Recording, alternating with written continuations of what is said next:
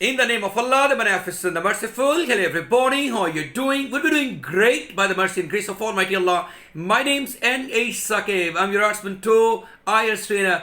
Additionally, we're also teaching the students of spoken English for the last 20 years at the platform of Genius Institute, Lahore. Dear friends, we are also professional student visa consultants. We accept the applications for UK, Australia, Canada and America. Lots of success stories can be found on our YouTube channel, Genius Institute Lahore. Dear friends, today my lecture would be about how to use unreal research examples in your IELTS writing task 2 body paragraphs. So it's a bit amusing to use it. It's a delightful experience. But I would like to just let you know that how you can enhance your band scores by using unreal or fake research examples. So let's get started. This is actually a very simple strategy by which you can increase your score on IELTS writing task 2. My dear friends, it's unregistered but very effective formula or strategy of enhancing your band scores, and moreover nothing has been mentioned against this in your IELTS writing task 2 band descriptors manual, so you can use it very confidently, and I hope you will be getting good band scores in your writing module, hopefully. This is really very intelligent and effective IELTS writing task 2 strategy, I guarantee you, and if you're going to use it, you'll be rewarded. It will really pay you off. The examiner doesn't expect you to quote exact numerical data or bookish references, so this strategy can work out if you are going to use it very effectively and intelligently. He knows that you don't have any access to internet or libraries, or no academic resources are available to you right now to spout your opinion and reason. So therefore, if you are coming up with a fake or unrealistic research, it's not only allowed but also encouraged, by the way.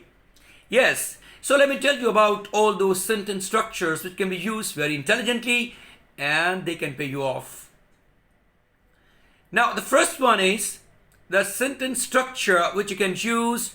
First of all, I will just let you know about those couple of sentence structures, and then I will have their practical applications in the sentences by introducing you the question first. So let's get started.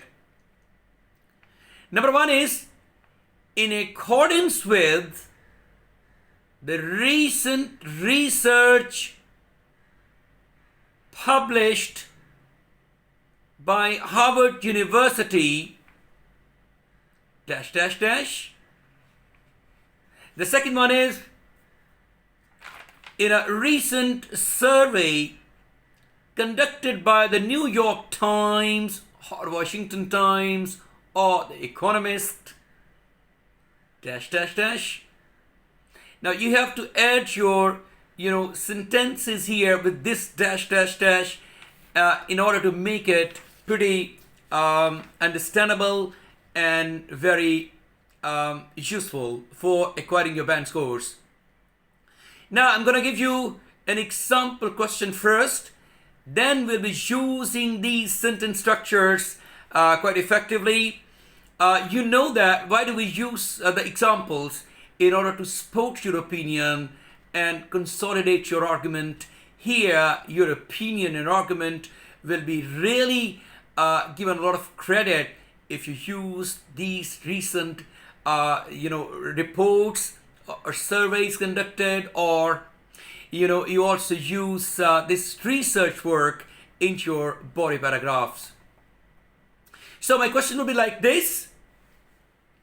Some people believe the unpaid community service should be a compulsory part of high school programs.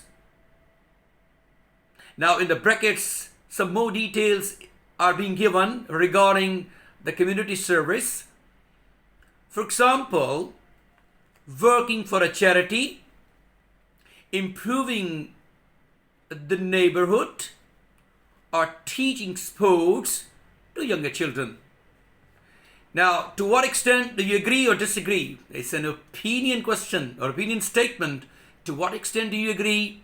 Do you agree or disagree? So these questions would give you an idea that this is the opinion essay type, and you know about all that stuff, how to use the structure very effectively.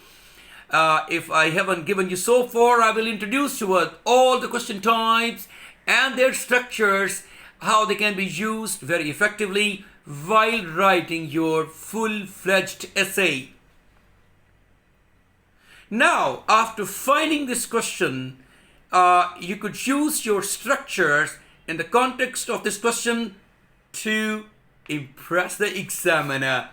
Let's try to impress the examiner by using unreal or fake sentence structures, but examiner is not going to mind it. He knows that that you are using it for the sake of showing or strengthening your opinion and giving more solid, exemplification to your ideas.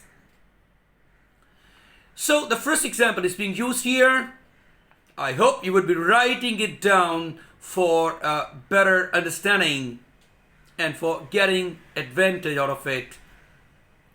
According to the latest research published by Harvard University, the unpaid community service at the high school level students has revolutionized the entire social fabric of the Western world. So this was the example number 1. Now I'm going to introduce the example number 2.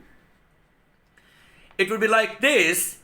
In a recent survey of city officials conducted by the New York Times, the unpaid community service by the high and secondary school level students has unfortunately lessened the interest of the students in their streamlined personal education. As a result, they have lowered their grades. So I have given you 2 opinions, very different one from each other. You could use any one of these structures, or you can use both of these sentence structures as it requires for writing the body paragraph. So remember 1 or 2 things. Be specific in the research example. Number 2, be logical when inventing research. And number 3, keep it within the realm of reason. So these are my basic instructions, and the examples should be plausible, acceptable, or probable, so that examiner feel that you have given a very logical kind of examples and you've used very comprehensive and effective sentence structures. And that's everything, my dear friends. I wanted to just quote the examples of quoting the unreal or fake research surveys for your benefit, in order to make your body paragraphs more logical and in order to impress the examiner. I'll see you in the next video. Until then, take care of yourself. Bye-bye.